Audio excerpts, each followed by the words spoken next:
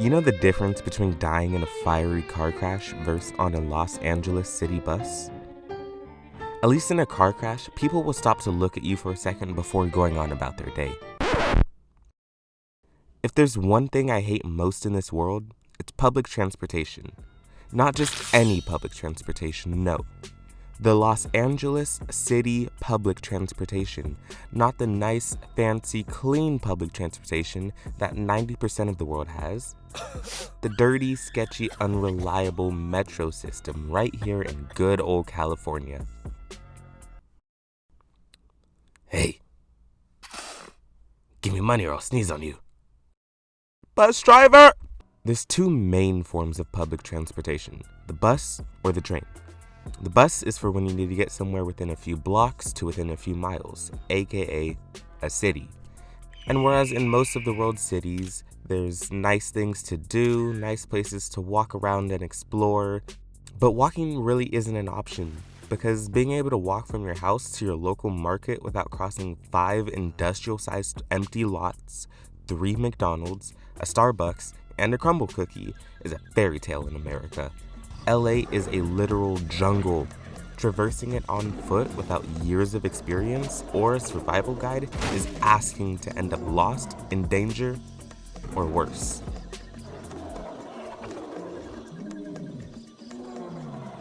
And so in order to not go through with that, 900,000 LA residents per day opt to take public transportation. That's nearly the entire population of Fiji, or like 2.5 Icelands, all packed onto buses and trains every day in one city, while a few other million people are running around in cars doing their own things. And so there's bound to be some hiccups here and there. America is only so competent after all. Because I lied to you. You would still probably be better off just walking the several miles to your destination instead of waiting for public transportation to save you, because the chances of the bus being any better is none. The chances of the bus even showing up are slim already, and you can forget about it being on time. The app says 5 minutes, give it 12. Be there in 17 minutes, it's already at the stop, buddy. You're catching the next one tomorrow morning if you're lucky. If there's any bus drivers out there watching this, wow, it's kind of crazy. Hi. But also, let me know how this job is from your perspective, because I can only imagine what you go through daily has sapped you of all the joy, empathy, and will to live. And I don't blame you guys for it, really. But all I'm saying is I remember bus drivers used to be nice people, okay? But let's assume you got lucky and your bus actually comes. Well, then we gotta worry about the next problem. Actually getting on the bus, because like I said, nearly 1 million people are using these things daily, and so you're bound to meet some or all of them. There's 4 stages to how full an LA bus can get. 1. Empty. The bus is never truly empty, however, you might have 3 to 4 stragglers just dotted around here to set the mood. 2. Busy. Typical amount, maybe 10 to 12 people minding their business usually, and so just sit down, not next to someone, and enjoy the ride. 3. Packed. People have places to go and things to do, so get out of the way. Find somewhere to sit, stand, lay down, I don't care, just clear the aisle, please. 4. Hell. Literal sardines in a can. Every turn is an elbow. Every break is a knee to the back of your neck. Every bus stop is a prayer for a wisp of fresh air to come for just a moment to remind you of what the outside feels like. Regardless of how packed it is though, some things are just a must-have for the full metro experience. Your seat is always dirty. No matter of fact, the whole bus is dirty. Someone is loudly talking to someone on the phone directly next to you.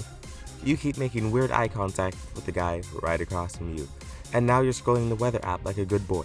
The bus is trembling with every inch down this beat up, dark, sketchy alleyway. And the AC is weirdly high. Someone's coughing a little too much. The driver is halfway in his grave. You still have 40 minutes to get 1.3 miles. All is well. And then But at last, you sit through it all until finally, next stop, the train station. Oh God. Here we go. The train is, let me put it this way. The train is quite literally 4 to 6 buses attached to each other. Except there's still just one driver. And so if you have an issue all the way back here, the only person who can do a thing about it is all the way up here, operating the train. Meaning the further back you go, you can imagine the absolute terror that goes on. Choose your character.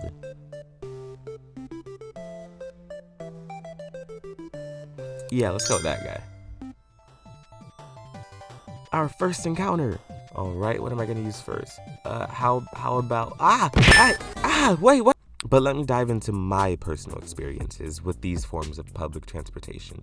Because as the certified friend who lives far away, and the 3-time state champion at finding a ride there or a ride back, I have a few stories of my own. In my years of experience, I've encountered a lot of people, a handful of which were straight up insane, but 3 of which I want to discuss today. Let's get into it.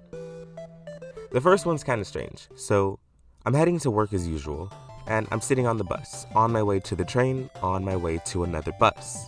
I told you I lived far. Fast forward, I'm 1 stop from my destination, and as I get ready to get up, I accidentally bump the elbow of the man next to me. No big deal. I pause my music, and I apologize. And just before I could go on with my day, he stops me. He says, "Excuse me, brother, but I'm homeless, and I'm a high school dropout. And I was just wondering if you would be so kind and tell me, what did they teach you about Martin Luther King Jr. in school?" Yeah. So naturally, I answered. I tell him that Martin Luther King Jr. was a civil rights activist who fought for black folks to have equality in America. Gold star, right? Wrong. Apparently not, because this man stares me down for a sec and then just goes, "Interesting. Because what I heard was that he was a CIA operative." A what? Pause. I wish I was making this up. I truly do. But this man proceeds to tell me Martin Luther King Jr. x CIA conspiracy theories on the bus. Remember, my stop is the next one. So this man is sitting here spilling his heart out about how Martin Luther King cheated and all these shady cover-ups and investigations and affairs, and I'm just trying not to miss my exit, man.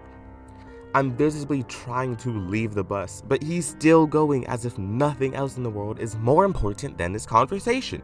So I cut him off and I just left.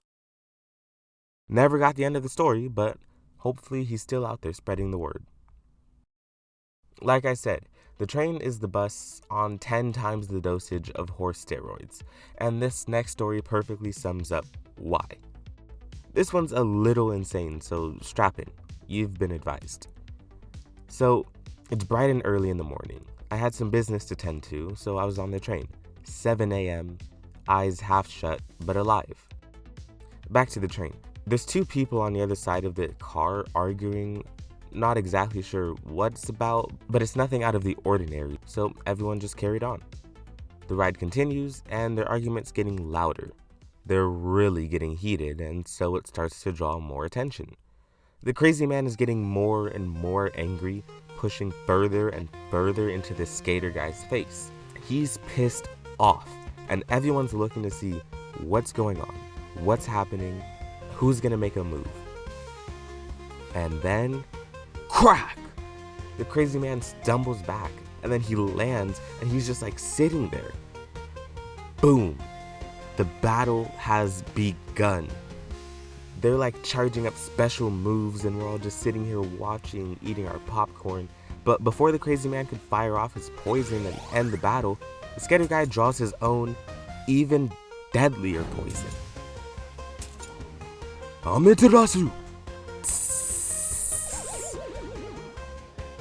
and then like roaches, everyone's running around, fleeing.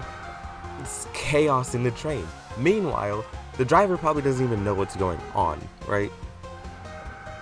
The skater guy dips from the train, leaving just a crazy man sitting over there, dazed and confused. His ears are ringing, his vision's blurred. It's all bad, right? And in his shock, he's stumbling around the train looking for anything he can to stop the pain. He's in agony right now. So, in his desperation, he reaches for the first thing he can to wipe his face. Some dude's shirt. Yeah, yikes. Mind you, it's 7 in the morning. And so this is why I don't get along with public transportation. Unfortunately though, living so far away from everyone, in order to have a social life, the train was like a second home to me. So anywhere from 7 a.m. to 11 p.m, you'd catch me on that thing just trying to get to and from. Anyway, hey, if you enjoyed this video, make sure to check out my other ones, and don't forget to like and subscribe, and let me know down in the comments if you want more videos like this. And thanks for listening.